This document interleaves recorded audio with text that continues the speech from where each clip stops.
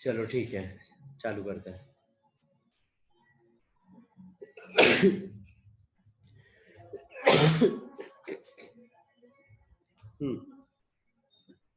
ठीक है, तो यहाँ पे हमने बोला कि अभी क्लोरोप्लास्ट में, है ना, लास्ट क्लास में हम बता रहे थे कि यहाँ पे क्लोरोप्लास्ट के अंदर में क्या क्या रहता है। तो यहाँ पे डीएनए हो रहा था और आरएनए हो रहा था। और आरएनए किस टाइप के होते हैं क्लोरोप्लास्ट में?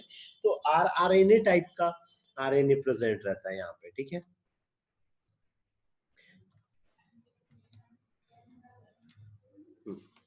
ठीक है। इसके बाद में यहाँ पे एंडोप्लाज्मिक रेटिकुलम। तो एंडोप्लाज्मिक रेटिकुलम में कुछ ही चीज याद रखनी है कि यहाँ पर क्या हो रही थी। एंडोप्लाज्मिक रेटिकुलम में तीन स्ट्रक्चर यहाँ पे प्रेजेंट हो रहे थे। ये या बोलना चाहिए पहले तो दो टाइप की हो रही थी। एक क्या हो रही थी यहाँ पे सॉफ्ट एंडोप्लाज्मिक रेटिकुलम हो रही थी, दूसरी क्या हो रही थी यहाँ पे रफ एंडोप्लाज्मिक रेटिकुलम। इस रफ एंडोप्लाज्मिक रेटिकुलम पे क्या हो रहे थे, राइबोसोम प्रेजेंट हो रहे थे, जिसके कारण इसको हम क्या, ये खरदूरी दिखाई देने लग जाती है।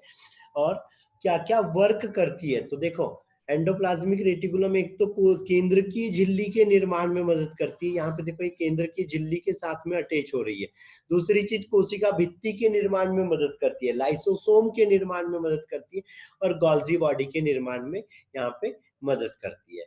ठीक है, फिर स्ट्रक्चर की बात कर रहे हैं तो स्ट्रक्चर में क्या हो रहा था, यहाँ पे सिस्टर्निया प्रेजेंट हो रही थी। जैसे यहाँ पे ट्यूब जैसे स्ट्रक्चर हो रहे थे, नली के जैसे। ये यहाँ पे सिस्टर्निया प्रेजेंट हो रही थी, यहाँ पे सेंट्रल स्पेस उसके बीच में प्रेजेंट हो रहा था। यहाँ पर ये वेसिकल प्रेजेंट हो रही थी। और ये वेसिकल ही क्या करती है, यहाँ पे जो अंदर साइड से जब पॉलीपेप्टाइड चेन बन के आती है केंद्रक के अंदर से, या प्रोटीन का अणु बन के आता है, तो उसको स्टोर करती है और गोल्जी बॉडी के पास में ले जाके यहाँ पे उसके मॉडिफिकेशन में या एंजाइम वगैरह के निर्माण में मदद करती है। दूसरी चीज, ये जो वेसिकल रहता है, ये वेसिकल ही क्या करता है, यहाँ पे लाइसोसोम के निर्माण में मदद करता है। ठीक है, इतनी चीजें यहाँ से याद रखनी है। एंडोप्लाज्मिक रेटिकुलम से बस इतना ही याद रखना है।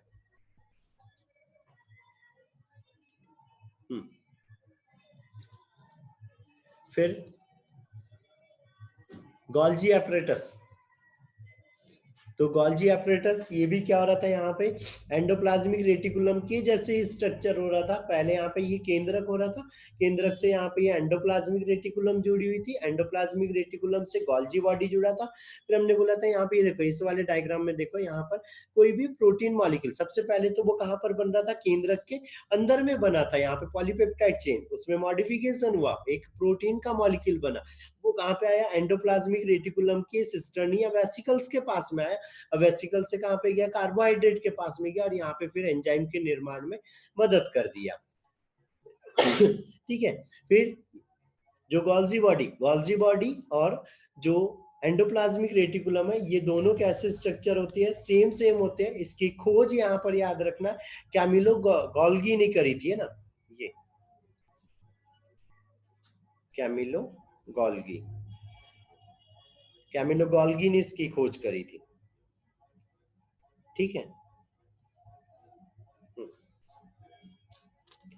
इसका दूसरा नाम भी याद रखना पड़ेगा। दूसरा नाम क्या हो रहा है यहाँ पे, डिक्टियोसोम बोलते हैं इसको, है ना, डिक्टियोसोम। और एक नाम इसका लाइपोकॉन्ड्रिया।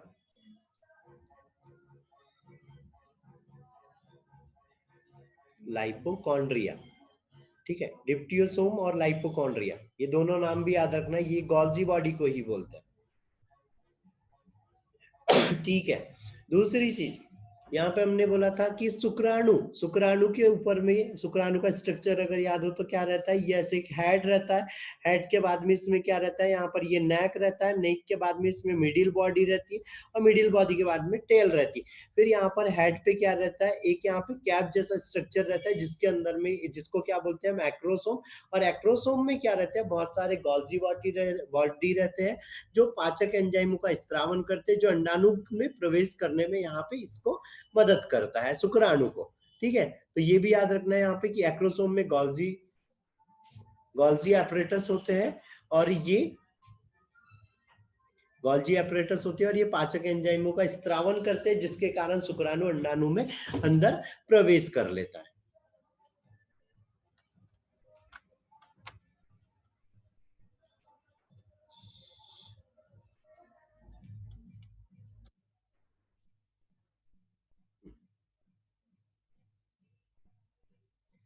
फिर यहाँ पे हमने अभी एक चीज और बोली थी कि यहाँ पे गोल्जी बॉडी और एंडोप्लाज्मिक रेटिकुलम ये दोनों भाई बहन के जैसे रहते हैं ना, क्योंकि दोनों का स्ट्रक्चर लगभग लगभग सेम है, दोनों के अंदर जो प्रोसेस हो रही वो सेम हो रहा है। अब यहाँ पे हमने ये फेगोसाइटोसिस वर्ड यूज किया था एक। तो जब ऐसा कोई हार्ड मटेरियल सेल के अंदर में आता है तो ये सेल वॉल क्या करती है कि स्पेस या एक वेसिकल बना लेता है, और ये वेसिकल के अंदर में ये जो यहाँ पे फॉरिजन कंटेंट, या जैसे यहाँ पर हम बैक्टीरिया देख रहे हैं, ये बैक्टीरिया आया तो यहाँ से गोल्जी बॉडी क्या करेगा, एक लाइसोसोम उत्पन्न करेगा, और ये लाइसोसोम को हम क्या बोलते हैं, आत्महत्या की थैली बोलते हैं, क्योंकि उसके अंदर में क्या रहते हैं, पाचक एंजाइम रहते हैं। तो ये जाके इस बैक्टीरिया के साथ में यहाँ पे अटैच हो जाएगा और उसको डाइजेस्ट करके उसको क्या कर देगा, इस सेल से बाहर कर देगा। अब यहाँ पे लाइसोसोम के टाइप याद रखना है, दो टाइप के लाइसोसोम होते हैं, एक प्राइमरी लाइसोसोम होता है और एक सेकेंडरी होता है। तो प्राइमरी लाइसोसोम जो जस्ट यहाँ के वेसिकल से या सिस्टर्नी से जब बनता है तो ये क्या होता है, प्राइमरी लाइसोसोम। जब उसमें मॉडिफिकेशन हो जाता है, जब उसमें कोई एंजाइम्स वगैरह डेवलप हो जाते हैं, तो ये क्या कहलाने लग जाता है यहाँ पे, सेकेंडरी लाइसोसोम। ठीक है,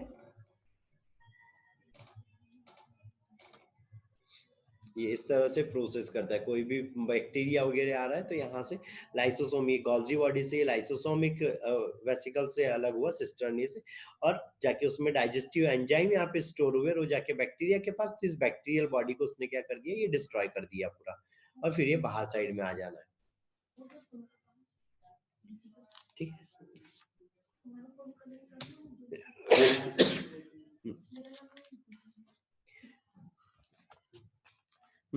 राइबोसोम, राइबोसोम के लिए हमने बोला था राइबोसोम दो प्रकार के प्रेजेंट रहते हैं यहाँ पे।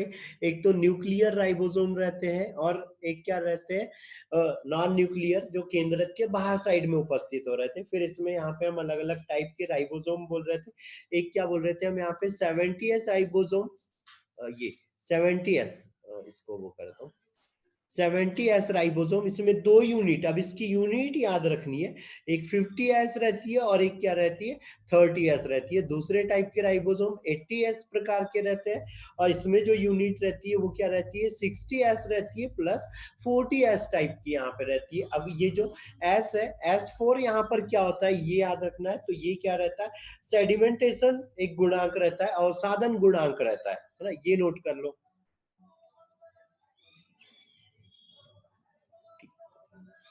सेडिमेंटेशन गुणांक है ना, इसका मान भी याद रखना पड़ेगा, S is equal to 1 into 10 की पावर -13। ठीक है, ठीक है। अगला वर्ड सारे लोगों को पता ही है क्या चीज होता है, कि भाई ये क्या थी, प्रोटीन की फैक्ट्री थी, प्रोटीन निर्माण में मदद कर रही थी। यूकेरियोटिक में 80S टाइप के थे, और प्रोकैरियोटिक सेल में 70S टाइप के राइबोसोम यहाँ पर प्रेजेंट हो रहे थे। ठीक है, फिर राइबोसोम की खोज याद रखना है, किसने करी थी, तो राइबोसोम की खोज पैलेडे ने करी थी।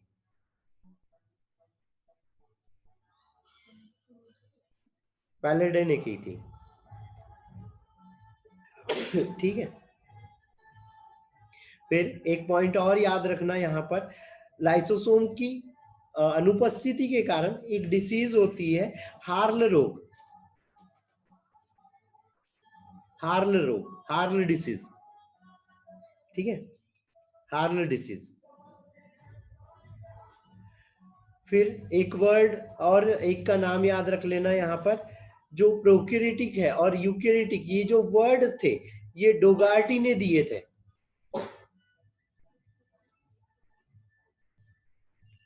डोगार्टी ने दिए थे। ठीक है,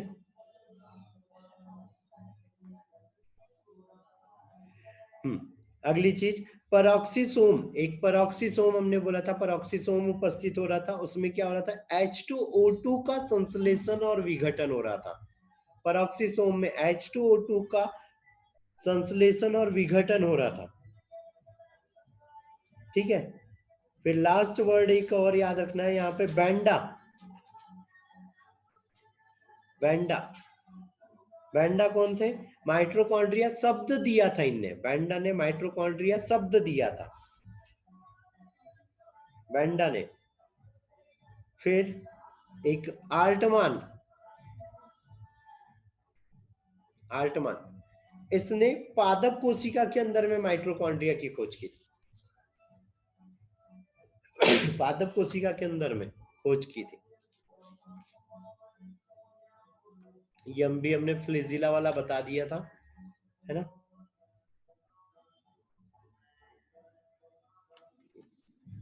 फिर केंद्रक, अब वो पूछता है यहाँ पे कि भाई जो केंद्र की झिल्ली रहती है, केंद्र की झिल्ली के अंदर से पॉलीपेप्टाइड या प्रोटीन के अणु कैसे बाहर आते हैं केंद्रक से। तो कहां से बाहर आते हैं, ये न्यूक्लियर पोर से, ठीक है, केंद्र की छिद्र से बाहर आते हैं।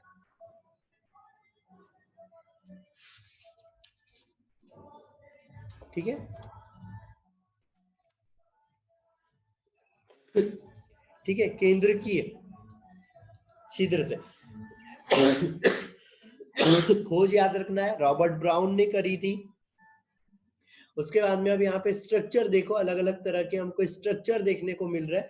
तो यहाँ पे जो केंद्रक रहता है उसके अंदर में क्या रहता है, क्रोमोसोम रहता है। क्रोमोसोम में यहाँ पे क्रोमेटिन रहता है, और ये जो क्रोमेटिन रहते हैं, क्रोमेटिन कैसे रहते हैं, यहाँ पे अलग अलग अरेंजमेंट में प्रेजेंट रहते हैं। इसके अंदर में हिस्टोन प्रोटीन रहती है, ये याद रखना है, हिस्टोन यहाँ पे प्रोटीन रहती है। यहाँ पे दो तरह के यहाँ पे ये क्रोमेटिन या डीएनए का अरेंजमेंट हमको देखने को मिलता है, एक हेटेरोक्रोमेटिन और एक यूक्रोमेटिन देखने को मिलता है ना। तो हेटेरोक्रोमेटिन, अब यहाँ पर देखो स्ट्रक्चर, अच्छा अगला स्ट्रक्चर देखो, ये जो स्ट्रक्चर इतना दिख रहा है, ये इतना, ये क्या है, यहाँ पर हेटेरोक्रोमेटिन है ना। क्योंकि जब हम डीएनए की या क्रोमोसोम की स्टैनिंग करेंगे तो हमको उसका कुछ भाग ऐसा बहुत ज्यादा डार्क दिखेगा, तो ये क्या है, यहाँ पे हेटेरोक्रोमेटिन है, ये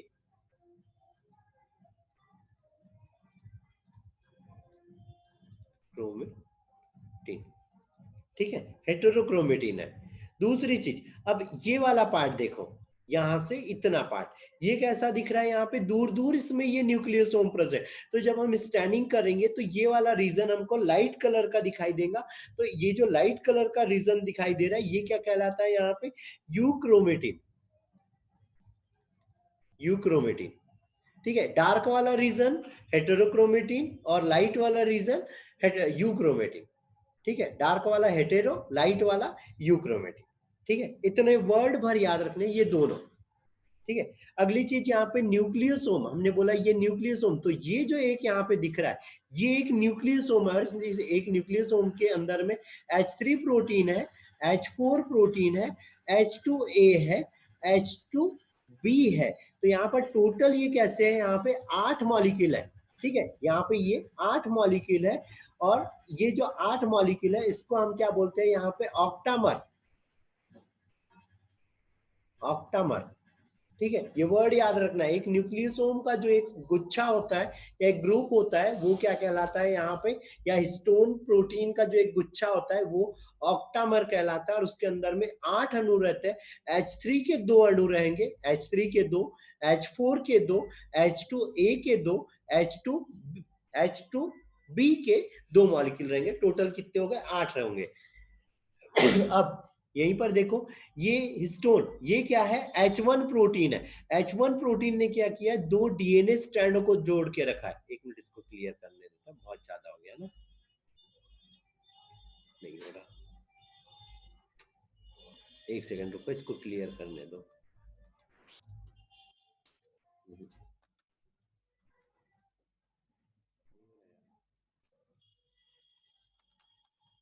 क्लियर, एक सेकंड ना,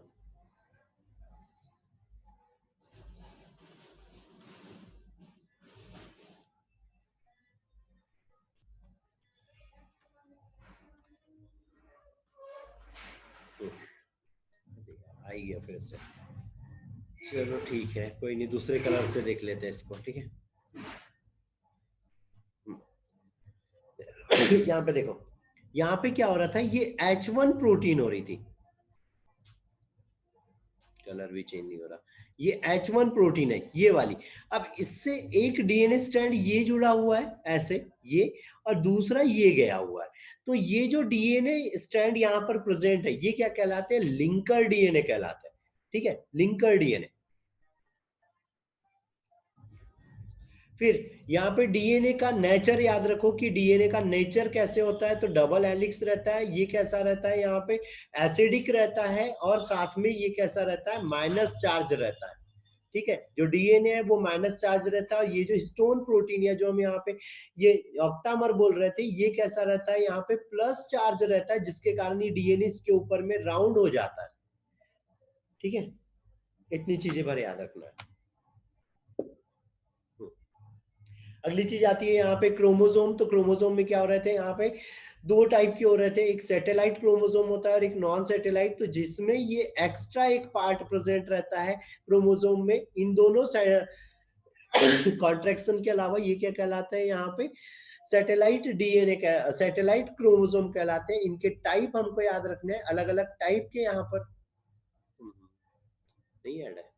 ठीक है, हमको यहाँ पे क्रोमोसोम के टाइप याद रखने हैं। तो क्रोमोसोम में सेंट्रोमियर की प्रेजेंटनेस, की सेंट्रोमियर कहाँ पे प्रेजेंट है, उसके आधार पे क्रोमोसोम के टाइप होते हैं। तो एक में ये सेंट्रोमियर है, बीच में उपस्थित हो रहा है। ठीक है, तो ये बीच में है, तो ये क्या हो गया यहाँ पे, मेटा सेंट्रिक। ठीक है, अगला जिसमें क्या हो रहा था, अब इसमें दोनों जो यहाँ पे ये जो गुणसूत्र की जो दोनों भुजाएं हैं, ये वाली भी और ये वाली भी दोनों कैसी दिख रही है, बराबर दिख रही। यहाँ पर क्या हो रहा है, अब एक भुजा इसमें क्या हो जाना है, बड़ी हो जाना है, और एक भुजा क्या हो जाना है, थोड़ी छोटी हो जाना। तो ये क्या हो गया, यहाँ पे सब मेटासेंट्रिक हो गया। ठीक है, सब मेटासेंट्रिक। एक क्या चीज रहना है यहाँ पे, कि सेंट्रोमियर यहाँ पे उपस्थित हो रहा है, एक भुजा बहुत ज्यादा छोटी हो गई और एक क्या हो गई, बहुत ही ज्यादा बड़ी हो गई। तो ये क्या हो गया यहाँ पे, एक्रोसेंट्रिक।